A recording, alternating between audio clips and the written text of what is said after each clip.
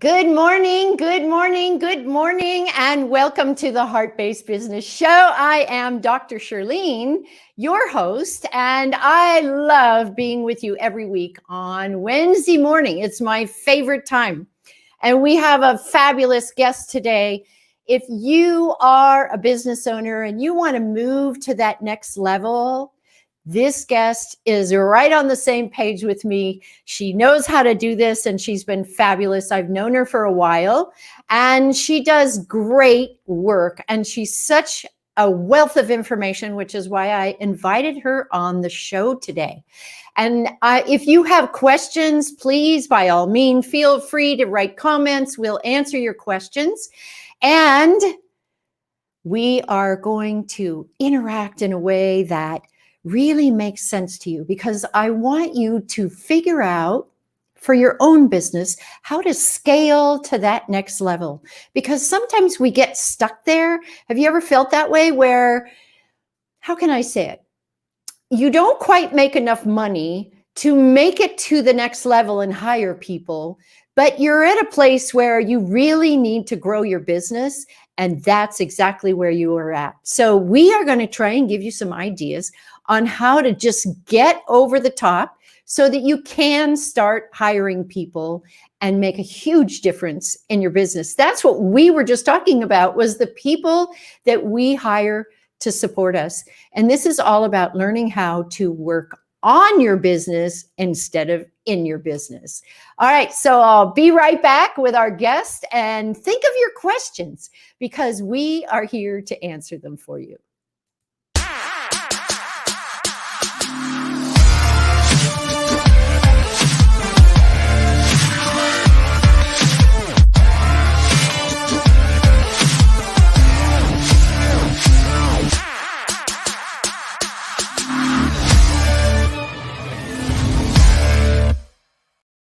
Woohoo, and welcome back. Let's get started. Now, what we're going to do is teach you how to elevate and accelerate your business, elevating the expert in you for more influence, impact, and income.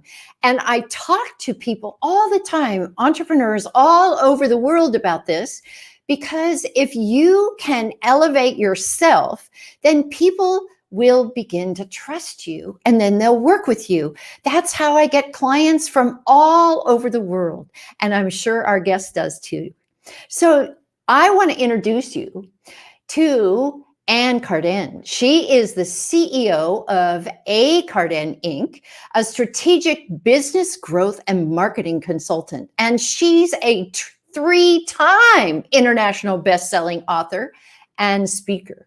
So she and I are on that author and speaker level. And that's why I love chatting with her, because we've had so much experience in our lives to support others in business. She actually has, I think, more than me. She has 41 years of business experience, and she spent 13 years in corporate business management and 28 years building businesses for herself. And she's founded and built 6 highly, highly successful companies. And I just don't even know what else to say. Let me bring her on with me so she can start talking for herself. Hi, Ann. Welcome to the show. Dr. Shirlene. Thank you for having me. Hi, everyone. I'm excited to be here. I'm so impressed with you. I'm tongue-tied. That's funny. So, Ann, you've been working with entrepreneurs longer than me, as I said.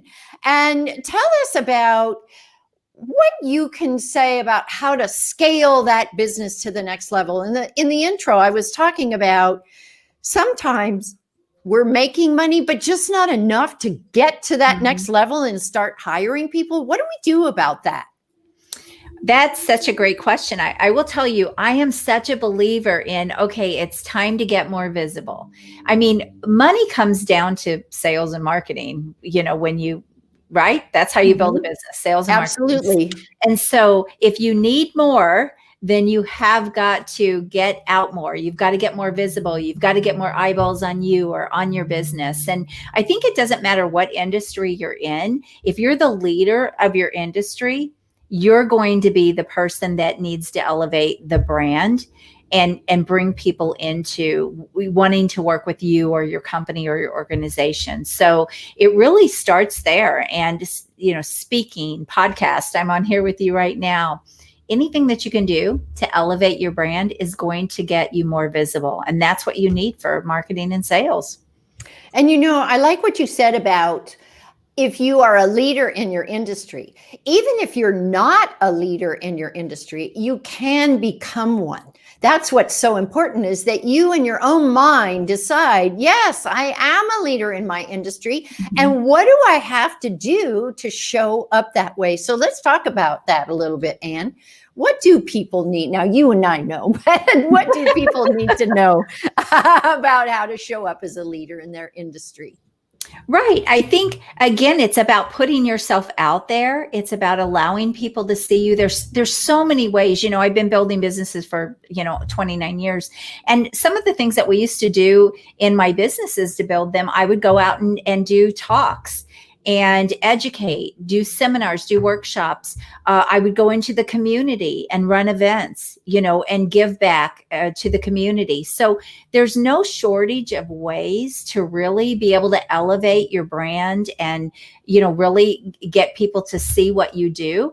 And a lot of these things don't cost any money to do. I mean, you can go speak on stages. There's umpteen networking meetings. There are chambers of commerce. There's so many opportunities really out there between online and offline that it's not hard to really get yourself out there. But you have to be willing to step out and put yourself out there to let people see what you do, what you're all about, and what you're great at.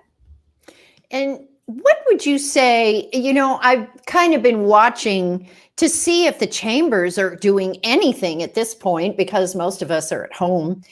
Have you seen anything? Are they bringing speakers on and maybe doing it on Zoom or something like that? Have you seen anything like that? Because I haven't. Probably some of them have been. I don't keep up with chambers so much anymore. I used to be part of chambers and things like that. But, one thing that we have today that we just didn't have for a lot of years, if you've been in business for a lot of years, we didn't have the technology that we do right now. And so what's wrong with you stepping out and being a leader and inviting a chamber to do a Facebook Live with you, or inviting them to do a live with you on YouTube? And building, that's going to get a lot of visibility, right? And it will cost you nothing to say, hey, why don't we promote the chamber? And this is just an example. You could do this with a lot of things, but why don't we promote the chamber on a YouTube Live, and they can invite their hundreds and hundreds of people that they have. And all of a sudden you've got this visibility. So it's a little bit about thinking outside the box, but yeah, especially now. It is. Yes, absolutely. But, we have the technology that you can do it with anyone, anywhere. And if there's someone you want to meet, it's also a great, great way for you to elevate your brand and be seen. Well, I'm going to tell you a little story. You want to hear a little story? Of course. I love stories. I thought, they're saying, oh, we're going to be home another year. I'm like, not me. I'm not going to be home another year. I'm not doing that, because it's really hot here where I live.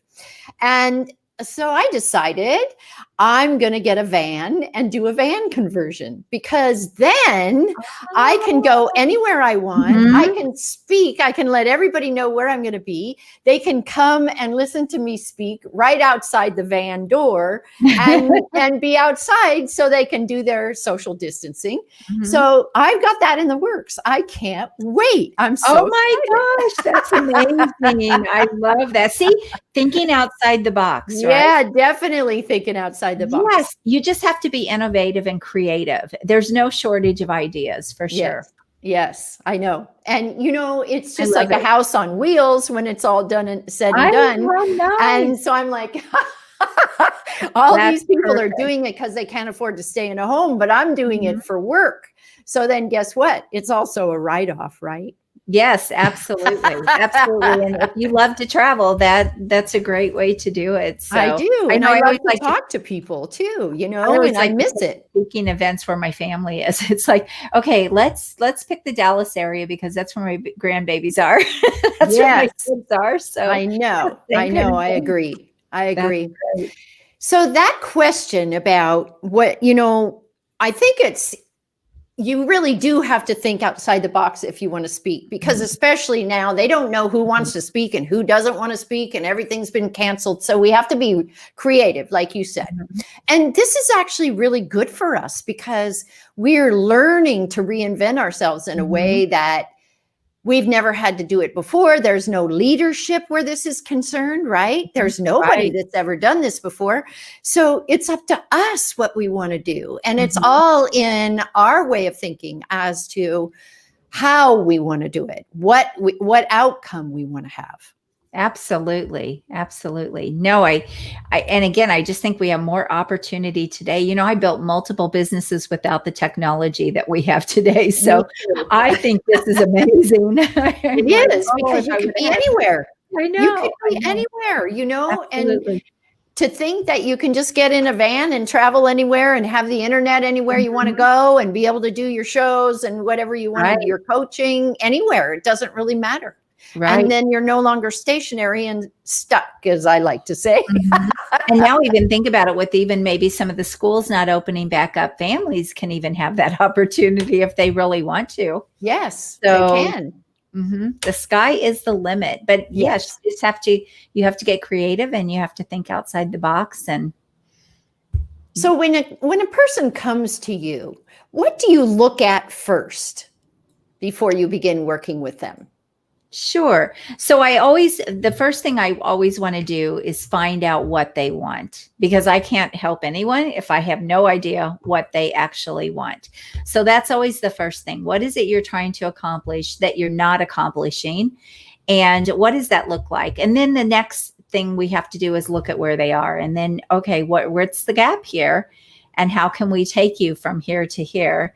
And what is the process or the steps that we need to do? And so that's going to be a little bit different for everyone, really. I mean, I've worked with over 40 different industries in business and hundreds of business owners. So they've all been a little bit different, but the process, business is business, right?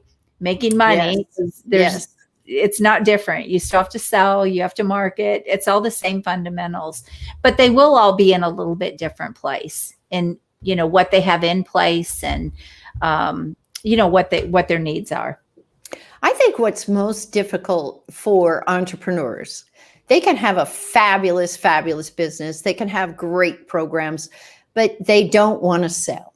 Mhm. They're afraid of being pushy, or they're afraid that they're going to upset somebody by talking about what it is that they do. They don't know how to build relationships or open a conversation.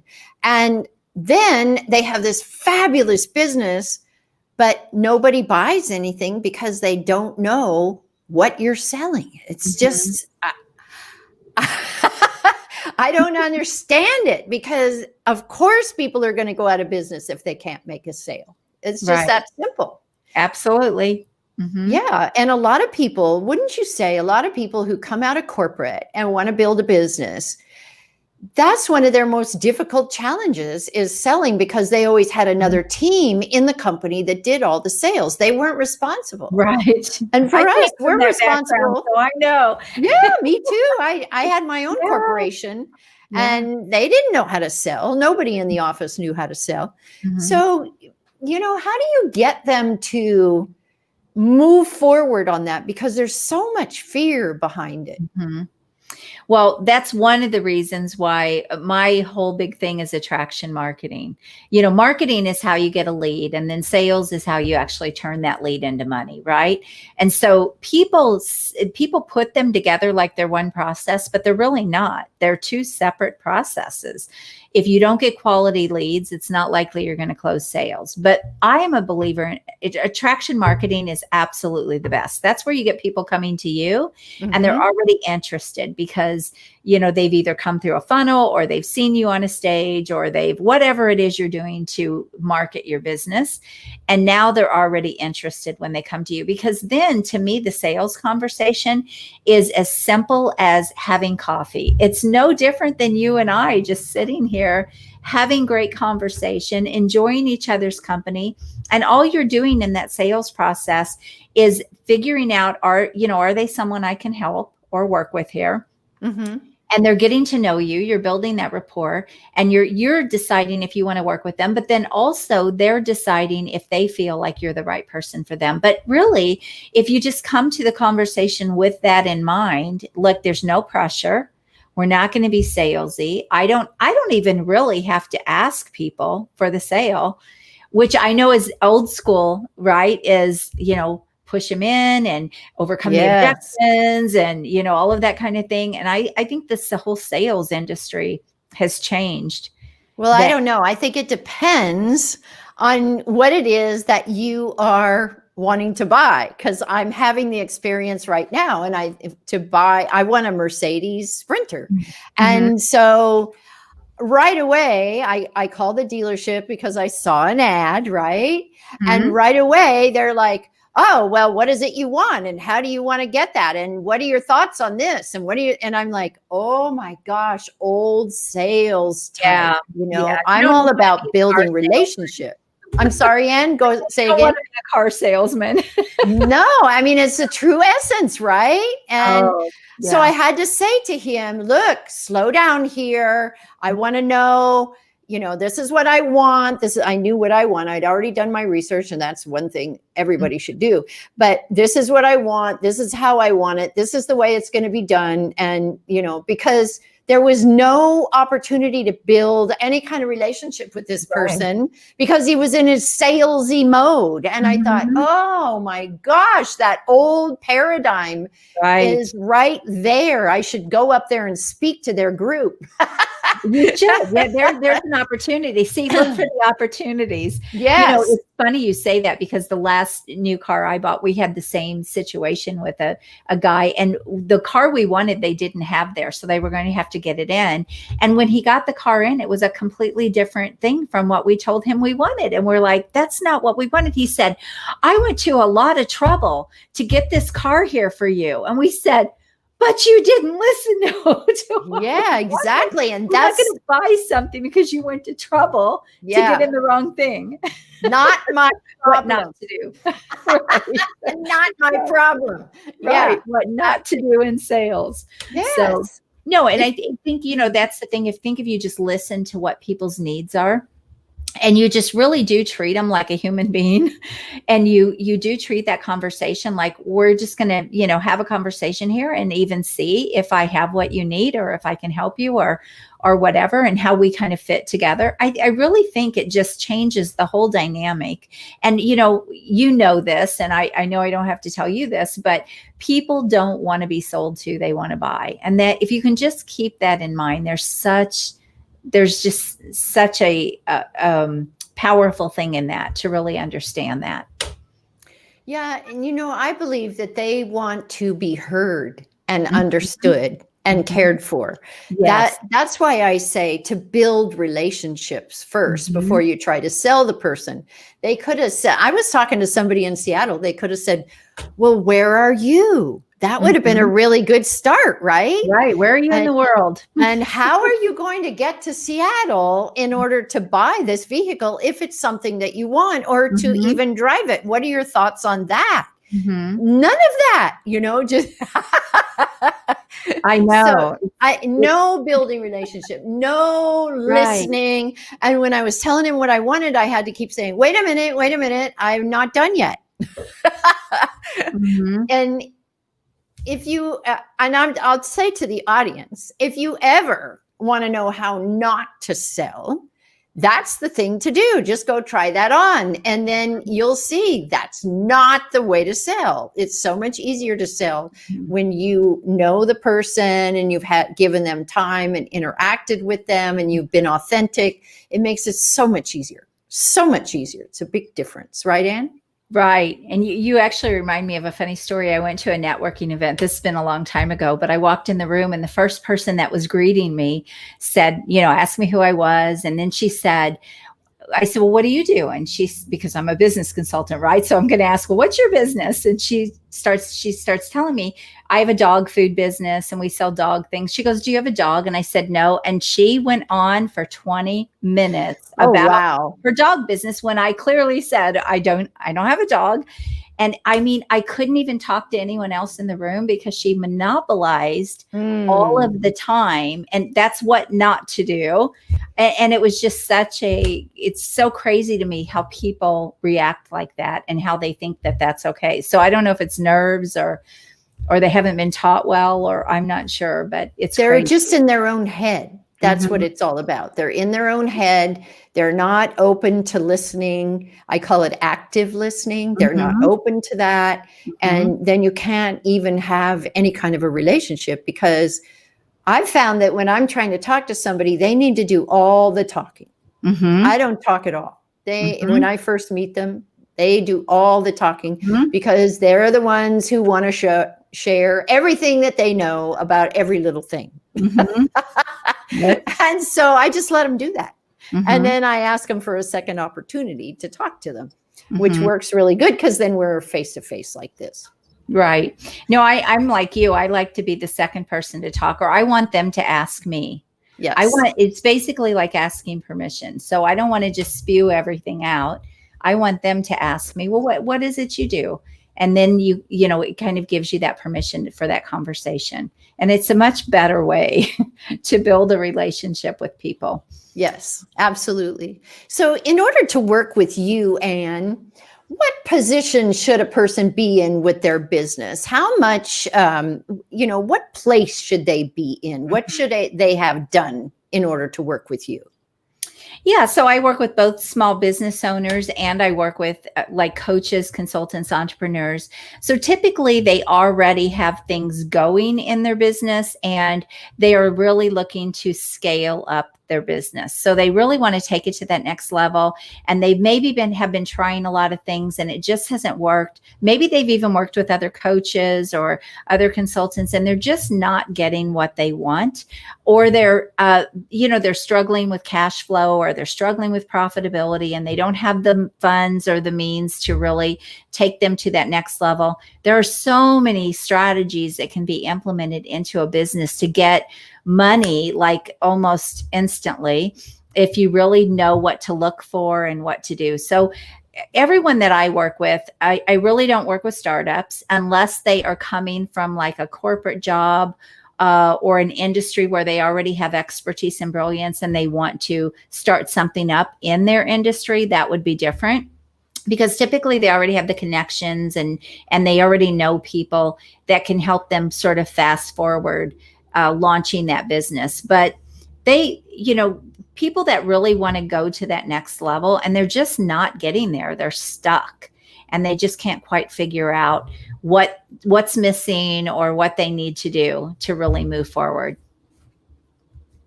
Well, that really puts them in a place where they know what they have to have, right? And yes. Would you say they already have programs to work with? A lot of times, yes. They've already, if we're talking about like coaches and consultants, yes, they've got proven results with clients. They already have some things going in their business, but again, they're just not really able to get it to that next level. So a lot of times it can be in their pricing, it can be in their brand. I always say if you're, when you go to the next level as an expert, as I like to say, okay, you've got proven results. People know what you do. You're really good at what you do. A lot of times coaches and consultants, they don't raise their fees. They don't look for those higher level clients. And all of that is part of scaling and leveling up a business. So that means, if your website looks like you're a budget coach, you're not going to be able to raise your fees, right? And so Exactly. all of those things become part of leveling up their brand and, taking coaches from those low fees, working with, really lower value clients. And I don't mean that in a bad way, but just people that don't want to pay a lot. Or don't get it. They don't understand the value. And so just really helping them, 5 or 10 times their fees and just really be able to build their brand to have much bigger impact and influence. Yeah. Awesome. Awesome. And I think, what do you do about the confidence level? Because so many of them think that that's all they can get and they won't raise their prices. How do you deal with the confidence level? Well, first of all, I really, a lot of times, you are so right that I have to take them through these mindset shifts. But honestly, Dr. Shirlene, I am able to, by the time I start pointing things out to them, when I kind of do a discovery with them and, okay, tell me about some of your client results and tell me some of the things you've done. And I really uncover their expertise, their brilliance. They're always undervaluing who they are, what they do, what their background is. I'm working with a client right now. She's absolutely brilliant. She's had this incredible Fortune 100 career, and she's now building a coaching business. And, because she's had a hard time getting the business going, she's struggling with confidence. And so I said, I don't know why you're struggling with confidence. You know exactly how to help people. You've come through it yourself. You've got the credibility, all of that. And once you start really building that value in them, they'll start getting that. And then I think their first high ticket client totally changes their confidence as well. But I make them get out there. I make them get on a stage. I make them get on a podcast. I make them put themselves out there so they can start building that up and letting people see how brilliant they are. Wow. And this has just been such wonderful information, fabulous information. How do people get in touch with you? Where do they find you? Sure. You can go to my website. It is annlcarden.com. Or you can find me on Facebook. You can find me on LinkedIn. I also have a YouTube channel, but I have a Facebook group. If you're a coach, a consultant, an entrepreneur, an expert, and you want to scale up and you really want to get those high ticket clients and you really want to build your business much faster and elevate your brand, then I have a Facebook group that I would love to invite you into. And it is called High Ticket Scaling, fbgroup.com. So, and in there we do trainings, a lot of the things that I've talked about, everything from marketing and sales to elevating, and being seen as the expert, all of those kinds of things. Wonderful. Well, thank you so much, Anne, for being with me today. It's been just such a pleasure talking to you. Thank you so much for having me. It's fun. I love these just back and forth conversations. Me too. Me too. So everyone, thank you for joining us today. I think you got some really good information, or I hope you did. I think that when you're trying to scale your business, confidence is everything. And I want you to really take that into consideration. And if you have someone who cares enough to build that confidence with you as you move forward, that's all that matters. And as I always tell you about coaches, hire coaches that are in that next level of where you want to be. Okay, so I will see you next Wednesday at the same time, 9:30 Pacific time, and we will learn something more. And you know what? I think you got me all to yourself next Wednesday. So I will talk to you then. Have a great week. Don't give up on you. Don't just sit on the couch and do nothing. You are worth so much more. Bye-bye.